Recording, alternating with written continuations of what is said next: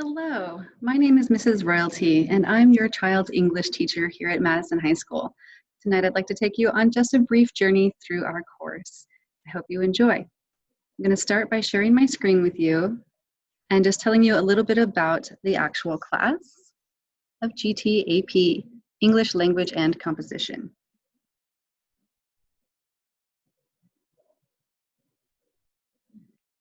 Just a little slide here about myself. I'm a proud Madison teacher. I'm going on my 17th year here at Madison, and I'm never leaving. Very happy here, and I do love teaching teenagers. And also here, I do have a Remind account. Remind is getting text messages about important vocab quiz coming up, or also if Mrs. Royalty has an emergency with her family and cannot be in class, what to do. Little things like that are very important to receive in a text message at home. And to come to you directly, not have to go find the information. So I do encourage you to join my Remind so you get the same updates as your students. You just text that code there in green to 81010 and you too will start receiving updates. So let's talk a little bit about this class. The skill and rigor of this class really is akin to Rhetoric 101 in college. So this means we're going to do extremely difficult, rigorous texts and writing. Now, this is all American literature in my class, and it's all nonfiction. Okay, so this means we're not reading long, lengthy novels, although I love them, right? But instead, we're going to be focusing on shorter pieces of nonfiction. We're going to read really super poignant op-eds that are relevant to today's life. We'll read speeches, essays, and we learn from those writers. We learn about their voice. We learn about their rhetorical techniques. And then we kind of beg, borrow, and steal them, and so that we can use them as authors to write really great rhetorical analyses and arguments and research papers. So yeah, we learn from the best, and we use them as models, and then we become much better writers ourselves. So there is a huge difference between GT and AP, and I'd like to take a moment to clarify. First of all, this class is GT/AP.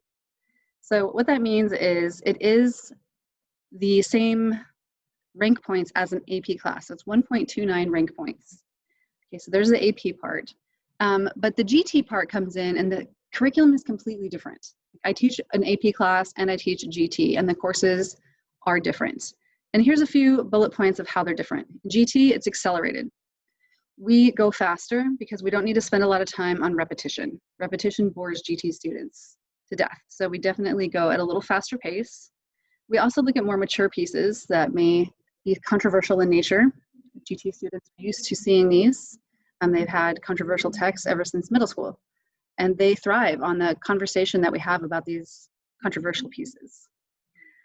We have advanced content, differentiation, and just like individuals and like minds, right? We also have a lot of project-based learning where they do projects here in GT, and we just go deeper. We go way deeper and we look at different perspectives, and it's just a whole nother level of AP. I call it the kind of like the upper echelon, right? And so it's really a gift for me to teach your gifted kids because we get to have just really great engaging conversations. Here's some rewards of AP or GT-AP. Generally, college preparation is the #1 best takeaway from this course. When your student goes to college and they are sitting in English class, they are so confident and they know what to do. And I can say this confidently because students come back and tell me this. Students go to college and they come back and say, thank you so much, your course really prepared me. And they're sitting next to students who don't know a thing that's going on and are completely insecure in their skills.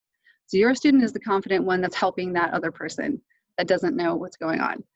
The second one here, we do have an opportunity to take the AP exam in May.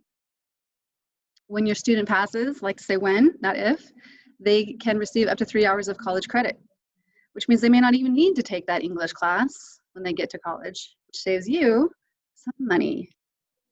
The third one here says that the skills are the same as the SAT and ACT. I mean, it's crazy how similar the skills are. So the multiple choice questions that we learn and the essay questions that we work with look almost exactly like those on the SAT and ACT with some smaller differences. So that's just kind of a happy byproduct of this class. And the last one here is, of course, when you take a rigorous class, you learn grit, stamina, independence, right? Those life skills that are so important. So if you see your child struggling in English, help them, encourage them, but please know that oftentimes rewards come from struggle. And we need to remember that sometimes from struggle comes the greatest learning. All right, now I'd like to show you just a quick example lesson. You know, we use the format of Google Classroom. So I'm going to move to that format now. And I'm going to show you just an example lesson that I've taught recently with your students. So we always start with a good learning target that identifies exactly what your students should be able to do by the end of the class. All right, so they're bite-sized chunks, what they can do in that class period. Success criteria over here, so by the time they answer all these questions at the end of the lesson, that's a good indicator that they have achieved the learning target. So in this lesson, we were learning about claims and argument. So from here, we did take a few notes, but then we do interactive slides. And I called this the claim game. So watch this. On the next slides, I posted some statements and students had to decide if these were claims or not claims. Now, although you see a simple yes or no, when students are logged in here to, we see this little pair at the bottom, they're logged in, these slides become interactive for them. So they get to choose on their computer. They click yes or no. We went through these a few times. And this is just an example of one interactive slide. Other slides, they do writing, they'll post pictures, they do brain mapping, they look at other people's perspectives, and they're writing on slides. They're using their hands. Therefore, they are not passively learning, but they're actively learning. Here's another one, a little manipulative that we use. It's called Jamboard. So this question was brought up, is it better to be born smart or rich? And Jamboard is a place where, again, they can post their ideas in a safe and fun manner. So here, they can use sticky notes to type their thoughts and post them, and it's anonymous. So oftentimes we'll do this with a controversial topic to get their thoughts out, their thoughts and reasons. And here when they post them, it's kind of a strange little fun form of publishing. Then they'll also see other people's reasons. They see other people's viewpoints, and that helps their brains grow and learn and decide how they're going to feel about a certain issue and decide how they're going to write about it. Here's an example of a slide in which they would write on or draw on. Okay, so as a teacher, I really like the student engagement that I see when we go through the slides together and they're interactive. I see your students' faces while they're doing this, and I see their responses, and they're generally very engaged. And that makes me happy as a teacher. I don't like to see them sitting there passively. I definitely like to see them sitting actively. Okay, so that completes my presentation.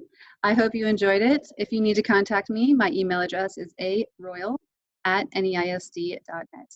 And thank you. I love teaching your children. We have so much fun. Have a great night. Bye-bye.